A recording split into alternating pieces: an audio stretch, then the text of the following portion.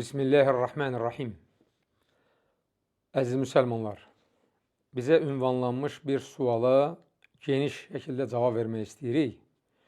Demək, sualda deyilir ki, bəzən sizin dərslərdə bidət əhli olur. Təkfirçi, xavaric və s.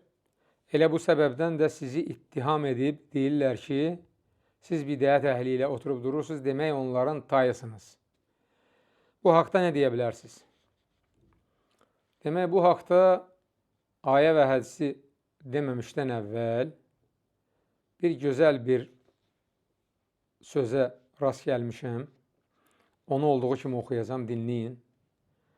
Deməli, psixologiya elmində onu bilənlərə məlumdur ki, insan hansısa bir səhnəni və ya vəziyyəti real şəkildə deyil, özünə daha uyğun və ya daha sərfəli formada şərh etməyə meyillidir. Bu insan psixologiyasıdır. Nəfsi deyək də, nəfsin istəyi. Bu hal psixologiya elmində təsdiqləmə qərəzi kimi tanınır. Yadınızda saxlayın. Təsdiqləmə qərəzi. Bu qərəzin mahiyyəti ondan ibarətdir ki, müşahidəçi baş verənlərdən yalnız öz inanclarına, görüntülərinə və ya maraqlarına uyğun gələn məlumatları seçir və onları əsas götürür. Əks arqument olsa da, dəlil sübut olsa da, o məlumatları ya görmür, ya da dəyərləndirmir, dəyərsiz hesab edir. Bax, bu insan psixologiyasıdır. Yəni, məsələlərə subyektiv yanaşan insanın psixologiyasıdır. Obyektiv yanaşan, şəri dildə desək, ədalətli olan, insaflı olan insanlar insafla fikirləşir. Meyar olaraq Allahın buyruqlarını, Peyğəmbər s.ə.v-in buyruqlarını ortaya qoyur və onunla hökm verir. Lakin nəfsinin istəyinə uyan adam nəticədə həmin hadisələri özünü deyil, ona sərf edən tərəfini götürür. Ona sərf etdiyi kimi izah verməyə çalışır. Bax, bu subyektiv insanların gəldiyi nəticədir. Demək, əvvəla qeyd edim ki, böyük alimlər məsciddə dərs verərkən, mühazirə verərkən, onların o toplantısında, mühazirələrində bidət əhli də iştirak edib. Dəfələrlə. Məsələn, Şeyx İbn Baz, İbn Hüseymin və digərləri, rahiməhumullah. Onlar mühazirə verərkən onların o toplantılarında təkfirçilər də iştirak edib. Və heç kəs onları o toplantıdan qovmayıb. Ki, bəlkə dinləyib, ibrət götürdülər. Onlara xeyri olduğu danışıqların. İkinci məsələ, bunu iddia edən adamlar qoy bir desinlər görək. Bizim məclisdə olanlardan kimlər təkfirçidir, xavaricdir, biz də bilək onları tanıyaq. Bir nəfər göstərsinlər.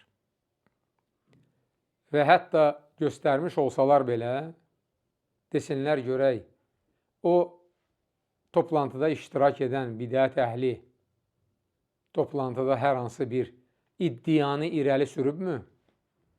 Və əgər o iddianı irəli sürübsə, öz tərəfindən hər hansı bir məsələdə hökm veribsə, yanlış bir şey deyibsə, biz onunla razılaşmışıqmı? Əgər belədirsə, bircə dənə olsun, bircə dənəyə səs yazısı qoy, ortaya qoysunlar görək, nə vaxt, hansı bidət əhli bizə, hansısa bir bidəti deyib və biz onunla, o bidətlə razılaşmışıq. Sonra da həmin bidəti yaymağa başlamışıq. Əlbəttə, bunu deyən adam, necə ki, Peyğəmbər s.ə.v səhih hədisdə buyurur ki, sizdən bəziləriniz öz gözündə olan kötüyü görmür, qardaşının gözündə çöp axtarır.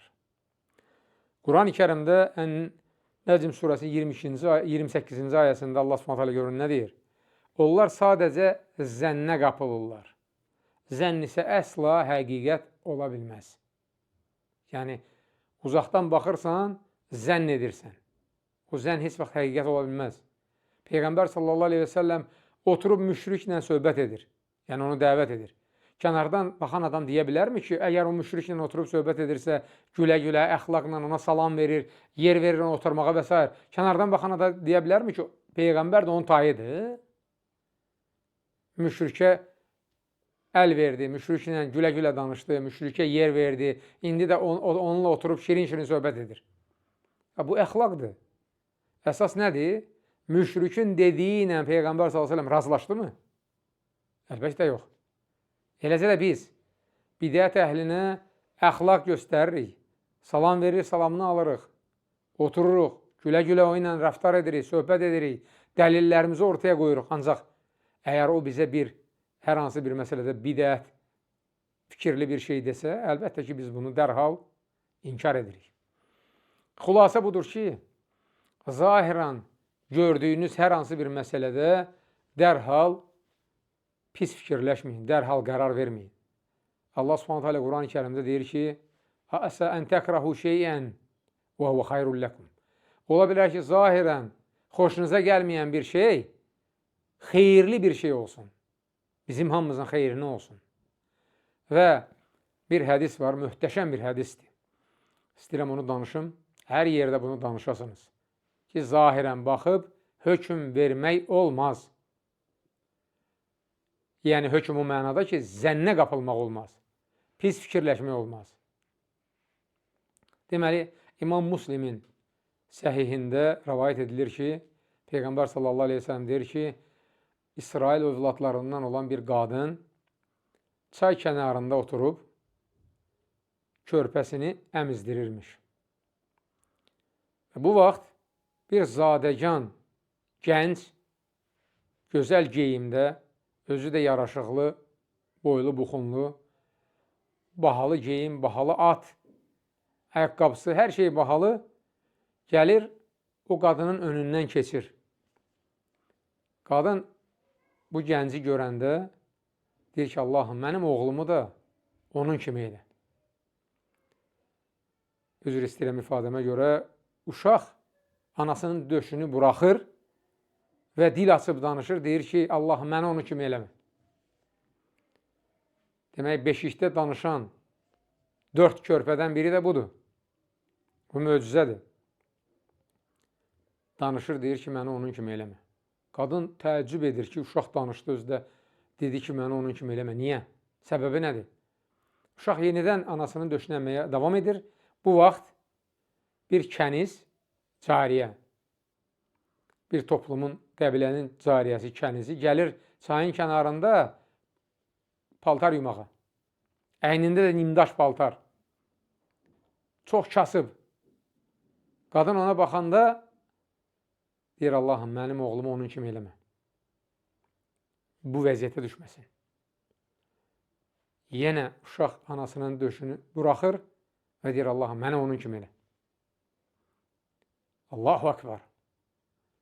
Qadın səbəbini soruşur və ona agah olur, ona deyilir ki, o zadəgan çox təkəbbürlü, fasik, alçaq, şərəfsiz, zalim birisi idi. Və Allah istəmir ki, oğlun onun kimi olsun. Bu kəniz isə başı aşağı, namuslu, iffətli, mömin bir qadın idi. Allah istəyir ki, sənin övladın da onun kimi olsun. İffətli, mömin, Allahdan qorxan bir bəndə olsun. Odur ki, əziz müsəlmanlar, heç vaxt zahirinə baxıb kimisə ittiham eləməyin.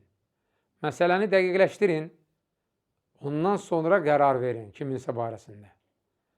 Allahdan istəyim yenə həmişəki kimi hamımız üçün dua edib deyirəm. Allahum ərinəl həqqa həqqan vərzuqnə tibəə və ərinəl batilə batilən vərzuqnə sinəmə.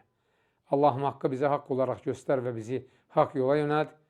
Həmçinin batili bizə batil olaraq göstər və bizi ondan uzaq elə. Subhanəkallahumma və bihəmdik. Əşhədü ən la iləhə illə ənd. Əstəğfiruka və atubu ileyk.